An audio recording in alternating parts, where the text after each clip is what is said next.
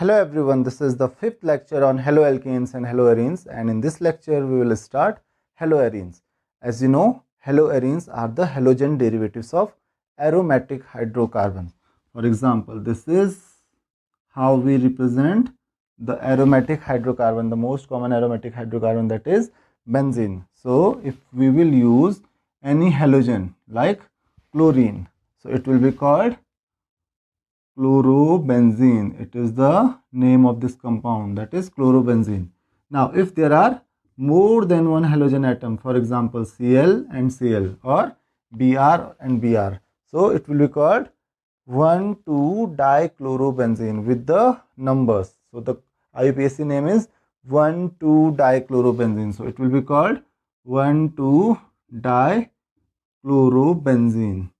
And its common name is, because with respect to this it is at ortho position, so it is called ortho-dichlorobenzene.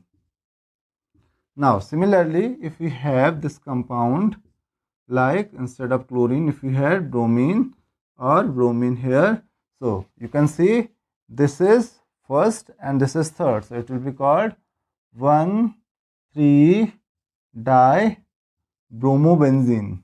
So it will be called 1,3-dibromobenzene, and it is at meta position, so it will be meta-dibromobenzene.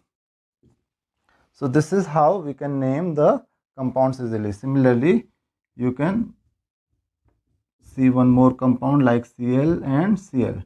So it is 1,4-dichlorobenzene, or it is para because 1 and 4. So these are at para position. So this is called para-dichlorobenzene. So it is very easy to name the aromatic compounds, to name the haloarenes. Let's see a few more examples. You know that this compound is called toluene. This compound is called toluene. Now if we use bromine here, so it will become 2-bromotoluene. Its name will become 2-bromo, because bromo is that second carbon atom, so it will become 2-bromotoluene. Similarly, if this is the compound CH3 and Cl, so it will become 4-chlorotoluene. Now the 2-bromotoluene is also called ortho-bromotoluene, and 4-chlorotoluene is called para-chlorotoluene. So it is the common name. So these are the IUPAC name, and we can give the common names according to their position. So it is very easy to name the haloarenes. The next topic is general methods of preparation of haloarenes. तो haloarenes को हम कैसे prepare करते हैं? Let's see. The first method is by direct halogenation of aromatic hydrocarbons. तो हम aromatic hydrocarbons के साथ directly combine कर सकते हैं हेलोजेंस को, और वो फॉर्म करेंगे हेलोएरीन्स. तो कुछ एग्जांपल्स हैं. हाँ, conditions may be different. For example, अगर हम बेंजीन के साथ रिएक्ट करते हैं क्लोरीन को, so this is benzene, we need Fe और FeCl3. Generally we use FeCl3 and it will form chlorobenzene. So chlorobenzene is formed. Now similarly, with bromine, benzene reacts with Fe in the presence of Fe or FeBr3 in dark at room temperature. Same conditions, similar conditions, and it will form bromobenzene. But there is some problem with iodine. So iodine requires an oxidizing agent. तो iodine को एक oxidising agent की जरूरत होती है. यहाँ पे आपको दिख रहा है जैसे कि लास्ट टाइम हुआ था, क्योंकि ये क्या फॉर्म करता है, HI फॉर्म करता है, और HI क्या होता है, एक बहुत अच्छा रिड्यूसिंग एजेंट होता है. तो वो जो कंपाउंड फॉर्म होता है, दैट इज आयोडोबेंजीन, इसको क्या करता है, इसको वापस रिड्यूस कर देता है टू फॉर्म द बेंजीन. तो इसीलिए मुझे इसको क्या करना पड़ेगा, रिमूव करना पड़ेगा. तो उसके लिए क्या चाहिए, एक ऑक्सीडाइजिंग एजेंट चाहिए. तो ध्यान रखिए HiO3 और HNO3 हम यूज़ कर सकते हैं। तो क्या करता है, HI जो होता है किसी ऑक्सीडाइजिंग एजेंट के साथ कंबाइन होके फॉर्म करता है I2 एंड H2O। तो this is how we can remove HI। और अगर HI नहीं रहेगा तो ये रिएक्शन रिवर्स नहीं होगी। तो इसीलिए हमको यहाँ से HI को रिमूव करने के लिए किसी ऑक्सीडाइजिंग एजेंट की जरूरत पड़ती है। अदरवाइज ये क्या करता है, इसको वापस रिड्यूस कर देता है और फॉर्म कर लेता है benzene. So this is the difference in the reactions. ये अलग अलग टाइप की आपकी रिएक्शंस हैं। Now there may be a question how the FeCl3 helps in the reaction, और FeBr3 यहाँ पे FeCl3 that is ferric chloride या फिर फेरिक ब्रोमाइड यहाँ पे हेल्प कर रहा है इस रिएक्शन में। तो इसका मेन जो रोल होता है, रोल क्या होता है इस फेरिक क्लोराइड या फेरिक ब्रोमाइड का, तो आपको पता है कि जो फेरिक क्लोराइड होता है दैट इज FeCl3, ये कंबाइन होता है Cl2 के साथ और ये फॉर्म करता है Cl plus that is chloronium ion. This is called chloronium ion. Now this chloronium ion and this forms FeCl4 minus ion. So this is the work of FeCl3। ये क्या फॉर्म करता है, इजिली क्लोरोनियम आयन फॉर्म करता है। और ये जो chloronium ion होता है, ये क्लोरोनियम आयन किस पे अटैक करता है, chloronium ion attacks on, for example यहाँ पे हाइड्रोजन है तो ये क्लोरोनियम आयन अटैक करेगा किस पे, इस पर्टिकुलर कंपाउंड पे। जैसे कि यहाँ पे H और यहाँ पे Cl, यहाँ पे आ जाएगा पॉजिटिव चार्ज। तो कुछ अगर ये इस तरीके का स्ट्रक्चर है लाइक ये इलेक्ट्रॉन पेयर, क्योंकि ये इलेक्ट्रॉन पेयर अब क्या करेगा, ये वाला इलेक्ट्रॉन पेयर इसके साथ शेयर करेगा तो ये वाला बॉन्ड क्या हो जाएगा, ब्रेक हो जाएगा। It will be like this. फिर आप इसको इस तरीके से भी शो कर सकते हो कि अगर इसको न्यूट्रलाइज करना है तो इसको इधर मूव करना पड़ेगा। Now here we have H और Cl। नाउ यहाँ पे क्या हो जाएगा, क्योंकि ये यहाँ से मूव कर गया तो पॉजिटिव चार्ज इधर शिफ्ट हो जाएगा, दूसरा यहीं पे रहेगा, ये इसको न्यूट्रलाइज करने के लिए इधर मूव करेगा। तो ये इसके रिजोनेंस स्ट्रक्चर्स हैं। तो आप देख सकते हो ये रिजोनेंस स्टेबिलिटी इसको मिल रही है due to resonance structure like this. और ये इधर मूव करेगा तो पॉजिटिव चार्ज यहाँ पे अपीयर हो जाएगा H और Cl। तो इसको ओवरऑल हम कैसे रिप्रेजेंट करते हैं, इसको ओवरऑल हम ऐसे रिप्रेजेंट कर सकते हैं। This is how we can represent it like this. तो यहाँ पे H और यहाँ पे Cl। और इन दी एंड, क्योंकि इन दी एंड ये क्या करेगा, ये H प्लस आयन लूज करना पड़ेगा, इसको H प्लस आयन क्या करना पड़ेगा, लूज करना पड़ेगा। तो क्या करेगा, ये फॉर्म करेगा, जो ये कंपाउंड होता है ये H प्लस आयन को लूज करेगा क्योंकि पॉजिटिव चार्ज इधर होगा कहीं पे भी और ये क्या करेगा, H प्लस आयन लूज करेगा। तो FeCl4 माइनस के साथ जब ये कंबाइन होता है तो ये FeCl4 Cl minus ion separate होता है इससे, plus HCl plus FeCl3 form कर लेता है। तो बेसिकली ये क्या है, हेलोजन कैरियर है। ये इजीली क्लोरोनियम या हेलोनियम आयन प्रोवाइड करता है किसको, बेंजीन को, या जो आपका हाइड्रोकार्बन होता है उसको।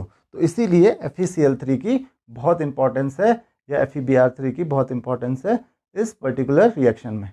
Now let's see side chain halogenation. तो अगर साइड चेन है किसी भी आपके कंपाउंड में, किसी भी हाइड्रोकार्बन में, तो उसके साथ अगर डायरेक्ट ऐड करते हो halogen, so side chain halogenation will take place. यहाँ पे जरूर ध्यान रखिए आप कि अगर साइड चेन है, साइड चेन मीन्स अगर आपकी बेंजीन रिंग के साथ कोई चेन अटैच्ड है, जैसे यहाँ पे CH3 है, यहाँ पे CH2 CH3 है, then halogenation will take place. Halogenation कहाँ पे होगा, साइड चेन पे ही होगा। तो we need sunlight and little bit heating. तो क्या होगा यहाँ पे, the hydrogen atom will be replaced from the carbon atom on side chain. So यहाँ पे क्लोरीन है, क्लोरीन कहाँ पे अटैच होता है, इस कार्बन के साथ अटैच होता है। तो आपको यही ध्यान रखना है कि जो कार्बन अटैच होगा वो कहाँ पे अटैच होगा, वो साइड चेन पे ही अटैच होगा। नाउ द फर्दर हेलोजिनेशन, अगर आप फर्दर हेलोजिनेशन करोगे तो दूसरा हाइड्रोजन एटम भी रिप्लेस हो सकता है, तीसरा हाइड्रोजन एटम भी रिप्लेस हो सकता है। Now what is the name of this compound, because this is the whole compound, तो इसका नाम क्या हो जाएगा, ये उसकी साइड चेन हो गई। अब now it will be called chloro, क्योंकि फर्स्ट कार्बन एटम पे क्लोरीन भी अटैच्ड है और फिनाइल ग्रुप भी अटैच्ड है, तो इसका नाम हो जाएगा chlorophenyl methane.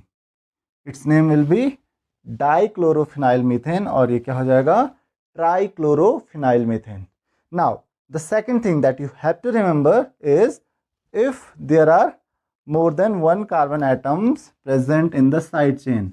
The question is to which carbon atom the halogen atom will attach. तो कौन से कार्बन एटम के साथ अटैच होगा हेलोजन एटम, ये आपको ध्यान रखना है. So the halogen atom is attached to the carbon atom which is directly linked to the aromatic group. तो जो आपका एरोमेटिक ग्रुप होगा, जो बेंजीन रिंग होगी, उसके साथ डायरेक्टली अटैच्ड होगा कौन, आपका जो कार्बन एटम, उसी के साथ ये क्लोरीन एटम अटैच होगा. देखिए जैसे CH2 CH3 यहाँ पे है. So what is the name of this compound, this is ethyl benzene. तो इथाइल बेंजीन को आप अगर क्लोरीन के साथ ट्रीट करोगे, so what we will get, this is CHCl. तो Cl जो अटैच हुआ वो कौन से कार्बन एटम पे अटैच हुआ, इस कार्बन एटम पे अटैच हुआ. तो आपको यही ध्यान में रखना है कि जो फर्स्ट कार्बन एटम होगा, सो what will be the name of this compound, it is 1 chloro and 1 phenyl ethane. तो इथेन ग्रुप हो गया. Similarly this is 1 dichloro 1 phenyl. So 1 dichloro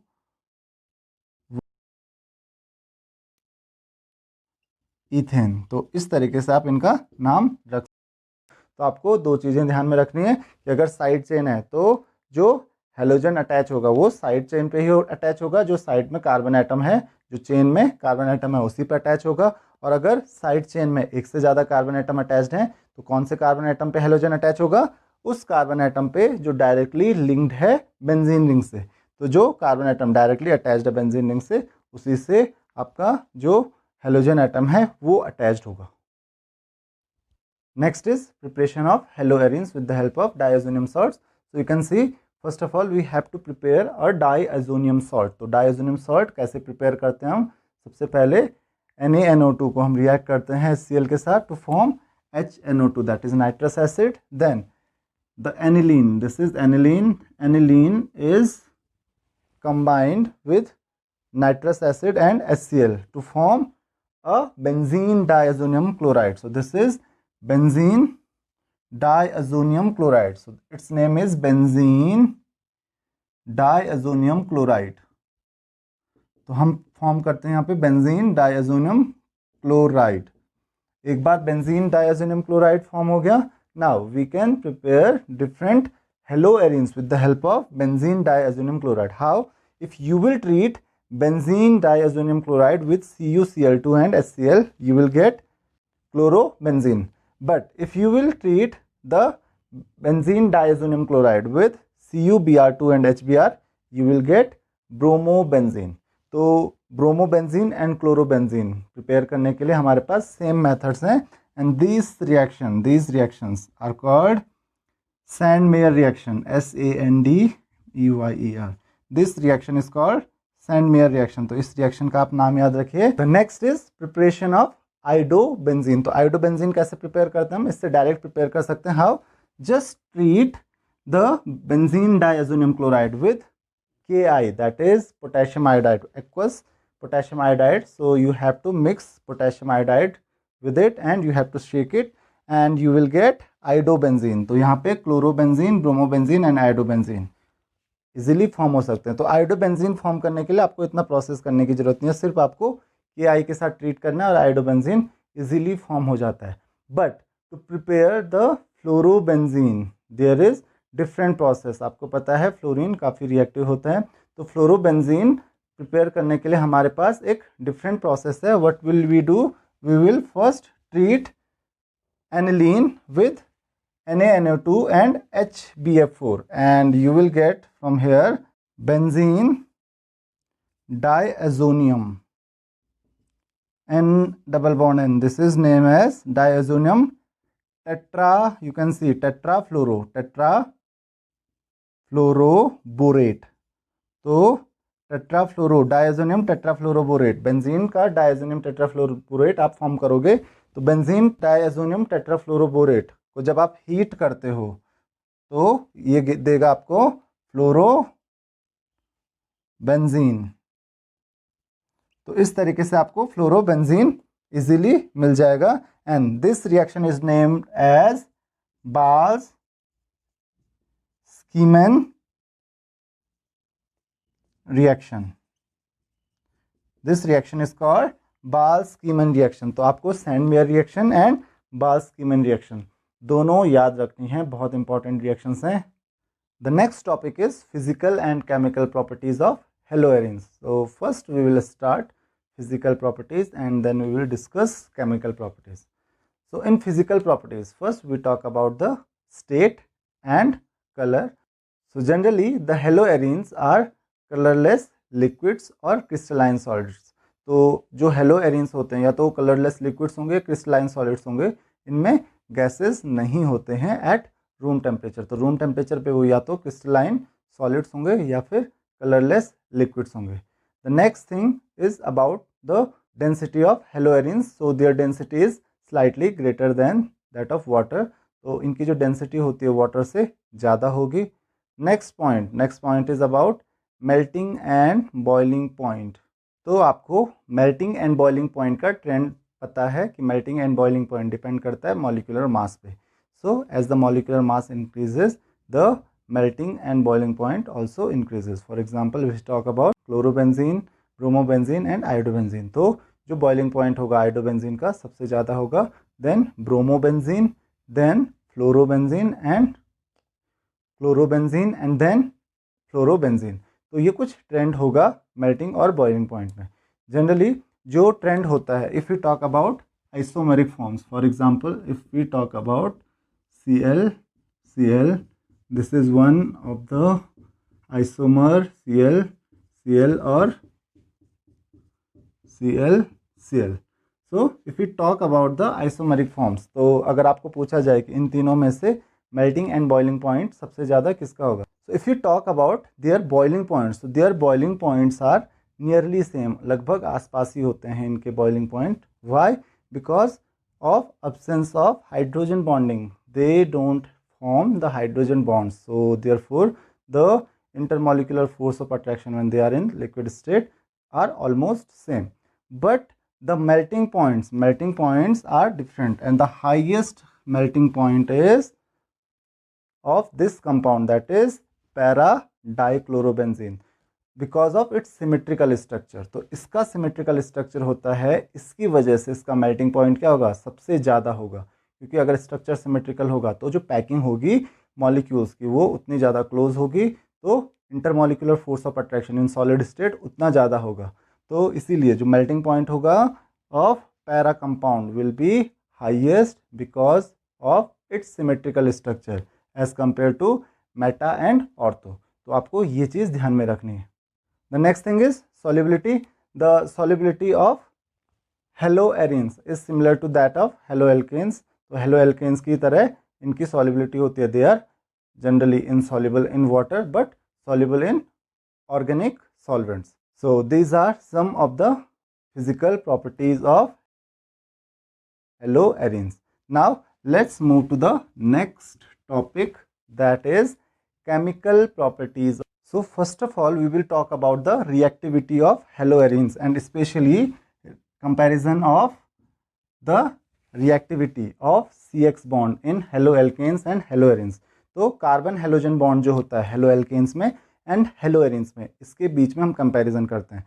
you know that haloalkanes undergo various types of nucleophilic substitution reactions. तो वहाँ पे बहुत सारी nucleophilic substitution reactions होती हैं. But if you talk about haloarenes there are very few nucleophilic substitution reactions. तो ऐसा क्यों होता है कि हेलोएरिन्स में न्यूक्लियोफिलिक सब्स्टिट्यूशन रिएक्शंस ना के बराबर होती हैं जबकि हेलोएल्केन्स में बहुत ज़्यादा न्यूक्लियोफिलिक सब्स्टिट्यूशन रिएक्शंस होती हैं. सो you can say that carbon halogen bond in हेलोएरिन्स is more stable as compared to carbon halogen bond in haloalkanes. So that's why the nucleophilic substitution reaction does not take place in haloarenes. तो ध्यान रखिए जो carbon halogen bond होता है इसमें haloalkanes में that is less stable or you can say more reactive as compared to carbon halogen bond in haloarenes. So this is haloarene and this is haloalkane. तो जो ये बॉन्ड होता है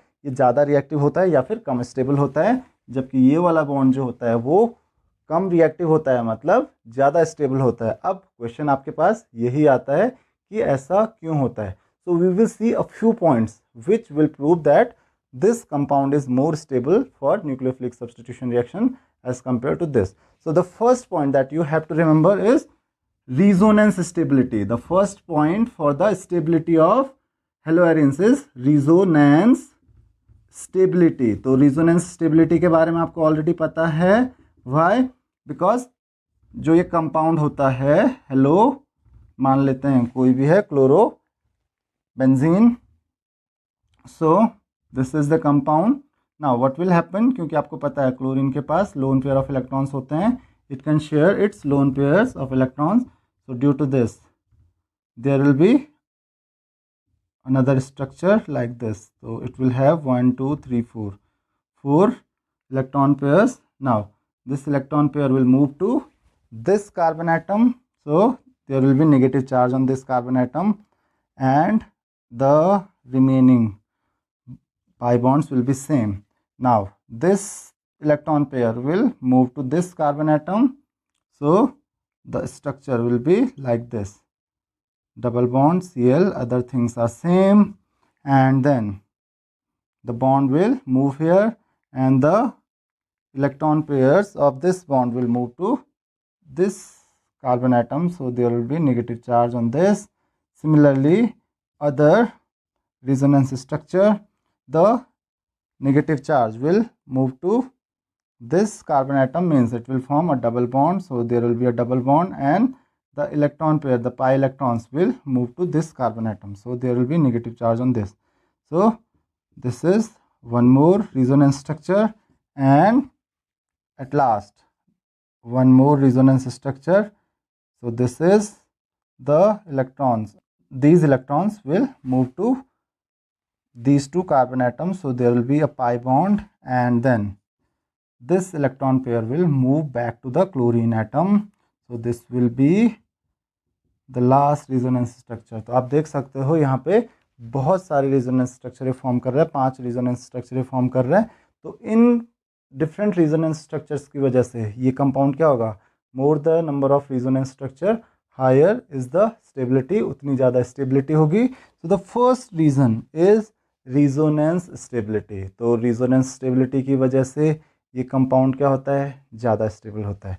The second point that you have to remember, the second point that is very important point, the second point is that the nature of bond between carbon and halogen, you can see in different resonance structures there is a double bond between carbon and halogen atom, so this bond has a nature double bond, तो ये double bond की तरह behave करता है। तो इसकी वजह से, क्योंकि ये डबल बॉन्ड की तरह बिहेव करता है, so the carbon atom and halogen atom will be closer to each other. तो डबल बॉन्ड की वजह से, जो डबल बॉन्ड की तरह इसका नेचर होता है, उसकी वजह से जो कार्बन और हेलोजन के बीच में जो डिस्टेंस होगा वो और कम होगा, the bond will be shorter.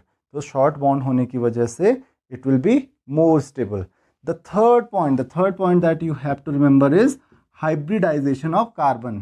Hybridization of carbon atom in carbon halogen bond. So you can see जो आपके RX bond होता है, that is the bond between carbon and halogen in haloalkanes.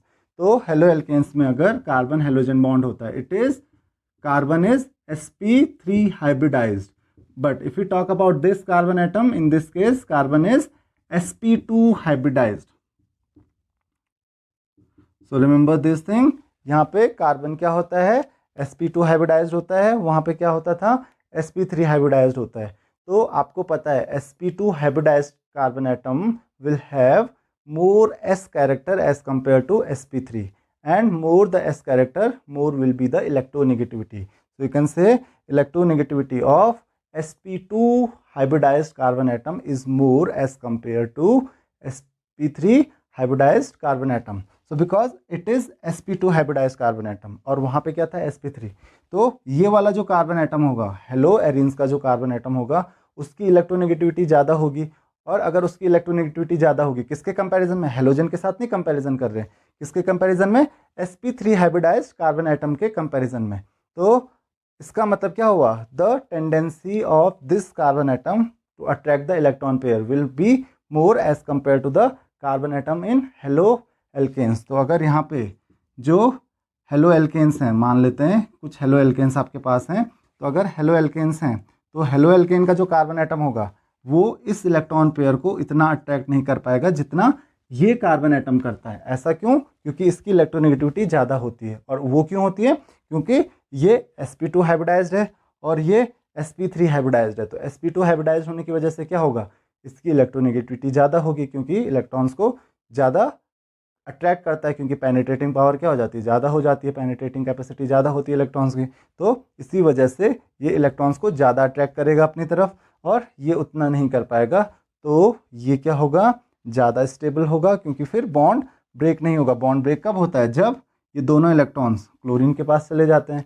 तो ये कार्बन एटम तो इतना easy जाने नहीं देगा, क्योंकि ये अपनी तरफ अट्रैक्ट करता है और इसीलिए ये कम स्टेबल होगा, ज़्यादा रिएक्टिव होगा, और ये ज़्यादा स्टेबल होगा या कम रिएक्टिव होगा। तो इसीलिए आपको न्यूक्लियोफिलिक रिएक्शंस बहुत कम देखने को मिलेंगी हेलो एरिन्स के केसेस में।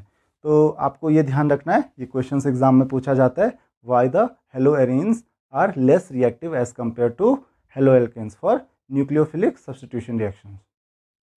तो आपको जैसे कि पता है कि जो न्यूक्लियोफिलिक सब्स्टिट्यूशन रिएक्शंस होती हैं वो बहुत कम होती हैं हेलो एरिन्स में। तो अब कुछ न्यूक्लियोफिलिक सब्स्टिट्यूशन रिएक्शन हम देख लेते हैं। The first is substitution by hydroxy group. So when haloarene reacts with NaOH at 623 Kelvin and 300 atmospheric pressure, you will get sodium phenoxide, and sodium phenoxide is treated with dilute HCl to get phenol. So we will get phenol in this case. Similarly, substitution by amino group. Amino means NH2 group.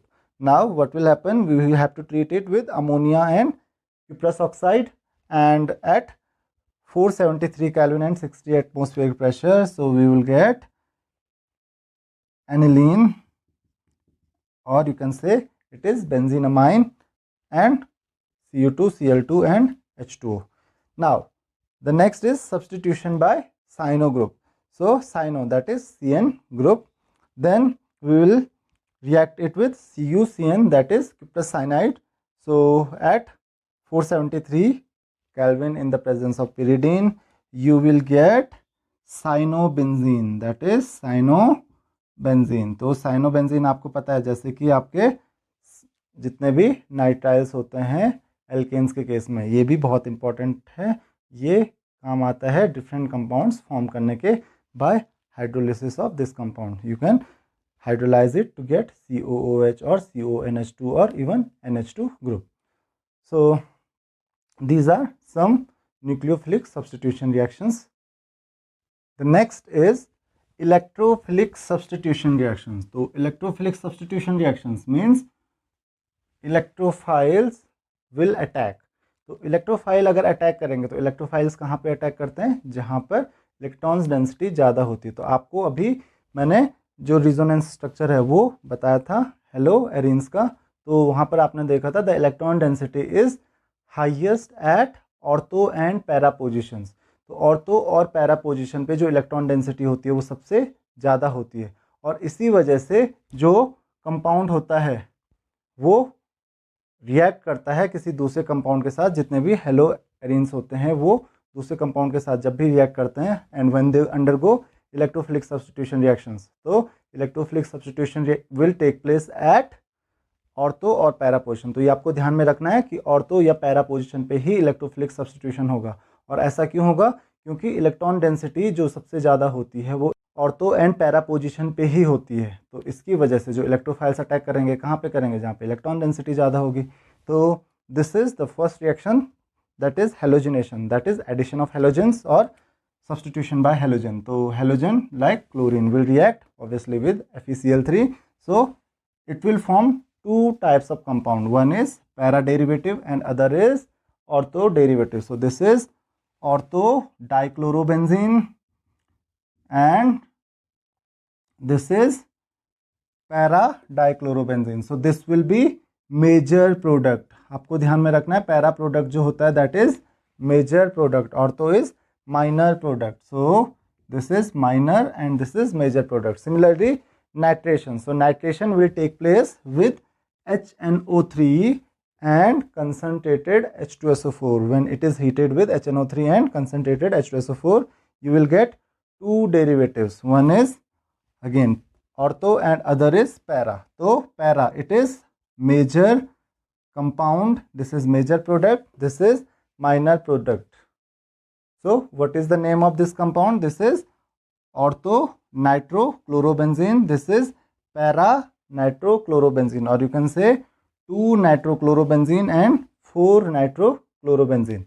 The next is sulfonation. So sulfonation takes place with H2SO4. ये ध्यान में रखिए आप, H2SO4 के साथ जो sulfonation होगा that is addition of SO3H group. So sulfonic acid. So it will form ortho and para derivatives. Again para derivative is major product and ortho derivative is minor product. So what will be the name of this compound? यहाँ पे आप देख सकते हो the chlorine is at second carbon atom. So it will be 2-chloro because it is the functional group now. So 2-chlorobenzene sulfonic acid and it is 4-chlorobenzene sulfonic acid. Now the next is Friedel-crafts reaction. तो Friedel-crafts reaction आपको हर जगह मिलेंगे. ये सारी reactions जब भी हम electrophilic substitution reactions के बारे में पढ़ेंगे तो ये जनरल रिएक्शंस आपको हर जगह मिलेंगे. तो आपको ये देखना है, ये ध्यान में रखना है कि हेलोजिनेशन कैसे होता है, देन नाइट्रेशन के लिए कंडीशंस क्या चाहिए, सल्फोनेशन के लिए क्या चाहिए, और फ्रीडल-क्राफ्ट रिएक्शन क्या होते हैं. तो फ्रीडल-क्राफ्ट रिएक्शन दो तरीके की होती है. One is alkylation means addition of alkyl group and other is acylation. Acylation means addition of acyl group that is RCO group, that is called acyl group. So addition of alkyl group is known as Friedel-Crafts alkylation. तो Friedel-Crafts alkylation में आपको क्या ध्यान रखना है, जो इसकी presence में होता है AlCl3 that is anhydrous AlCl3. तो ये ध्यान में रखना है, the reaction will take place in the presence of anhydrous AlCl3. और अगर आपको alkylation करना है तो आपको किसके साथ रिएक्ट करना पड़ेगा, हेलो एल्केन के साथ, लाइक CH3Cl और C2H5Cl. तो हेलो एल्केन्स के साथ रिएक्ट करोगे तो ये जो CH3 ग्रुप होगा वो इस पे अटैच होगा. Now again it will form two types of derivatives. One is ortho and other is para derivative. So what will be the name of this compound? It is ortho chlorotoluene and it is para chlorotoluene. Now the next is Friedel-Crafts acylation. तो Friedel-Crafts acylation that is addition of RCO group. You can see as an example CH3COCl. तो RCl generally ROCl will react, that is acyl chloride. इनको हम acyl chloride बोलते हैं. तो acyl chloride के साथ हम ट्रीट करेंगे. So in the again presence of AlCl3 anhydrous AlCl3. तो ध्यान रखना ये रिएक्शन हमेशा एनहाइड्रस AlCl3 की प्रेजेंस में ही होगी and you will get two derivatives that is addition of RO. You can see addition of RCOCl. It is denoted at RCOCl. So RCO group is added at ortho और para position. तो यहाँ पे आपको दिख रहा है this is a ketone. So its name is 2-chloro acetophenone. 2-chloroacetophenone and it is 4-chloroacetophenone. तो 2-chloroacetophenone और 4-chloroacetophenone यहाँ पे आपको दो डेरिवेटिव्स मिलेंगे. Again para derivative major compound, यहाँ पे भी para derivative major compound, ortho derivative minor compound और minor product. The next is reaction with metals. So these reactions are similar to those of halo alkanes. जैसे halo alkanes की reaction होती थी वैसे ही इसमें भी रिएक्शंस होती हैं. You can see some examples. First is reaction with lithium. तो लिथियम के साथ ये क्या फॉर्म करेगा, जैसे वो एल्काइल लिथियम फॉर्म करते थे, it will form phenyl lithium. बस एल्काइल की जगह पे कौन सा ग्रुप आ जाएगा, phenyl. It will form phenyl lithium. Similarly, the next is Fittig reaction. So Fittig reaction is similar to Woods reaction. जैसे हम हेलोएल्केन्स के केस में वुड्स रिएक्शन पढ़ते थे, that is reaction with sodium. So when it reacts with sodium, two alkyl groups are attached, but here we have two phenyl groups. So two phenyl groups will attach and it will form diphenyl. You can see on reaction with sodium, so Cl will combine with sodium and these two phenyl groups will attach and it will form a diphenyl. Now the next is Woods-Fittig reaction. तो आपको पता है Wurtz reaction और फिटिक reaction almost same है. Difference क्या होता है कि फिटिक रिएक्शन में कौन होता है, हेलो एरीन्स होते हैं, और वुड्स रिएक्शन में हेलो एल्केन्स होंगे. तो एक हेलो एरीन और एक हेलो एल्केन को आप कंबाइन करोगे in the presence of sodium, sodium के साथ रिएक्ट करोगे, तो इसको हम कहेंगे, क्योंकि अब एक, तो it will be called Wurtz Fittig. Wurtz reaction halo alkanes के लिए कहते हैं और फिटिक रिएक्शन किसके लिए यूज होती है, हेलो एरीन्स के लिए. लेकिन अगर एक हेलो एल्केन और एक हेलो, तो हमको मिलेगी Wurtz Fittig reaction. Again the alkyl group will attach to aryl group. जैसे दो एराइल ग्रुप या दो एल्काइल ग्रुप आपस में कंबाइन होते हैं, यहाँ पे एक एल्काइल और एक एराइल है, तो एल्काइल ग्रुप अटैच होगा एराइल ग्रुप से and sodium salt will be formed. So it is toluene और you can say methyl benzene. Now the next is reaction with magnesium. तो आपको पता है मैग्नीशियम के साथ क्या फॉर्म करता था हेलो एल्केन, वो फॉर्म करता है Grignard reagent. Similarly the hello arene will also form a Grignard reagent, that is phenyl magnesium bromide. So what will be its name? Phenyl magnesium bromide. This is a Grignard reagent. तो जैसे कि हम hello alkanes के साथ react करके Grignard reagent form करते थे, magnesium को रिएक्ट करते थे जब हेलो एल्केन्स के साथ, वैसे ही हेलो एरीन्स के साथ भी ये Grignard reagent ही फॉर्म करेगा. The next is reaction with copper powder. Again same, so it will react with iodobenzene, copper, and two phenyl group will attach and it will form C2I2. Again it will form diphenyl. So these are a few reactions of haloarenes. So this is all in this lecture. If you have any queries, you can ask your questions in comment box. Thank you very much.